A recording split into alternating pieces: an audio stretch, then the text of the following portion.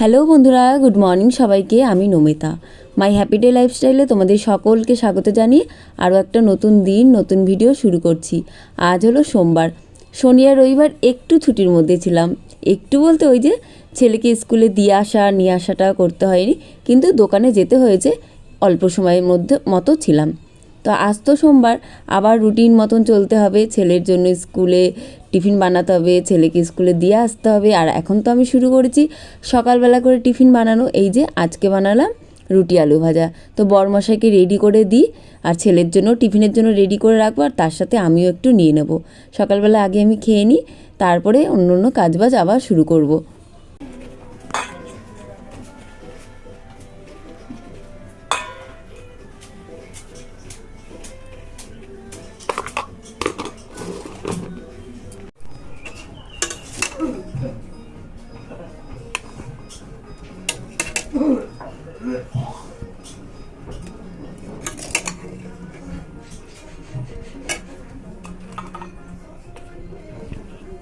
নিজের জন্য খাবারটা বেড়ে নিলাম, এখন খেয়ে নিই, তারপরে আবার কাজ শুরু করব।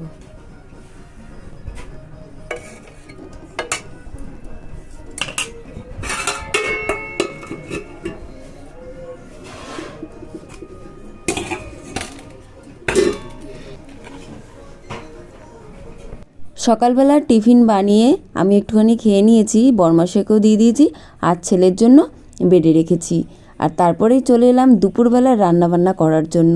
সেদিনকার বিরিয়ানি বানিয়েছিলাম, তো চিকেন তো ছিল কিছুটা, তো সেটাই আজকে বানিয়ে নিচ্ছি। আর শাক ভাজা আছে কালকেকার, বেশ অনেকটাই বানানো হয়েছিল, তো ওটাই গরম করে নিয়ে নেবো। আর এই যে ছেলের টিফিন, তখন তো বেড়েছিলাম, কিন্তু ঢাকনা তো দিই না, একটু ঠান্ডা হলে তারপরে ভালো করে ঢাকনা চাপা দিয়ে দিই আর কি। তো ছেলেকে বলছিলাম একটু ফল হলে ভালো হতো, ছেলে বলছে না না ঠিক আছে, আলু ভাজা আর রুটি। ছেলের জন্য মাংস ভাত বেড়ে নিলাম, আজকে মাংস আর ভাত করেছি, আর ওই শাক ভাজা কালকের আছে। এই নেতাতান আয় উঠে যা, ছেলে কিন্তু রেডি হয়ে গেছে, জুতোটা পরবে শুধু। আসো আসো, বসো, কেন? এই যে ছেলে রেডি, আর ওই যে জামা কাপড়গুলো সব গোছাবো, ওগুলো সব উপর থেকে নিচে নামিয়েছি। খেয়ে নাও, ঘুম পাচ্ছে, খেয়ে নাও।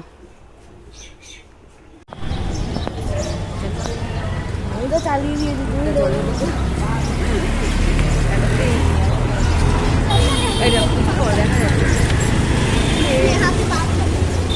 এই টিফিন বক্সে এখানে রেখে দিলাম।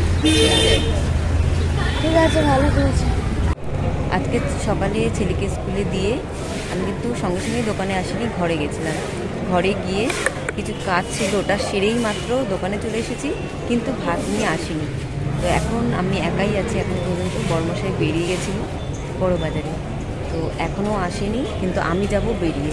4:22 বাজে। এখন দোকানটা আমি হালকা করে ঢাকা দেবো, দিয়ে আর চলে যাব ছেলেকে আনতে। ছেলেকে এনে ওখান থেকে চলে যাব ঘরে।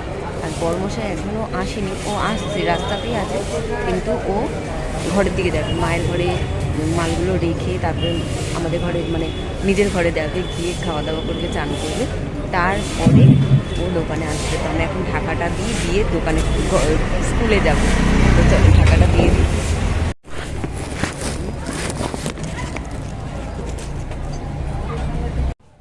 বর্মশাইকে বলছিলাম যে যখন তুমি আসবে তখন কি ছেলের স্কুল সামনে থেকে আসবে, তাহলে ওকে একেবারে নিয়ে আসবে।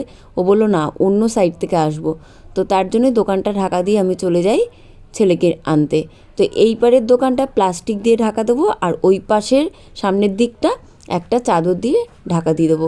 আর এই যে সামনের দোকান আছে, এই যে কাঁসা পেতলের দোকানগুলো, এখানে কাকুরা আছে, তো ওনাদেরকে বলে চলে যাব যে একটুখানি দোকানটা দেখো, ও চলে আসবে।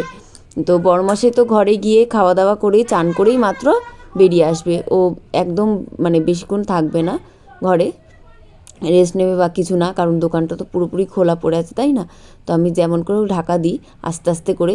এখানে আবার অনেক রকমের ঠাকুরের মূর্তিগুলো আছে, আস্তে আস্তে করে ঢাকা দিতে হবে, তা না হলে একটা যদি পড়ে যায় ব্যাস একটু না একটু প্রবলেম হয়ে যেতে পারে বা ভেঙে যেতেও পারে। তার জন্য একটু দেখে দেখে আস্তে আস্তে করে ঢাকা দিয়ে দিলাম আর কি।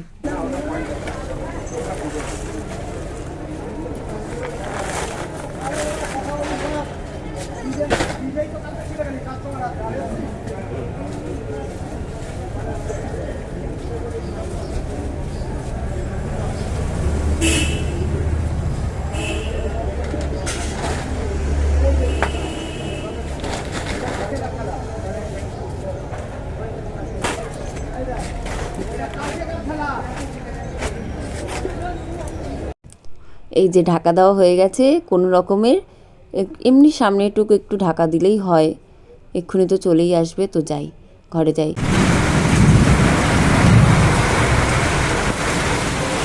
বন্ধুরা খুব বৃষ্টি পড়ছে আর তার মধ্যে ভীষণ হাওয়া দিচ্ছে হঠাৎ করে। আমরা মানে ঘরে ভিতরে ছিল, আমি অত বুঝতে পারিনি যে মেঘ করে দেওয়া কিছু, কিন্তু আটা মাখছিলাম, হঠাৎ করে কি জোরে ঝড় আর বৃষ্টি, আর খুব আওয়াজ হচ্ছে। শিলা পড়ছে নাকি দেখি তো হাত দিয়ে।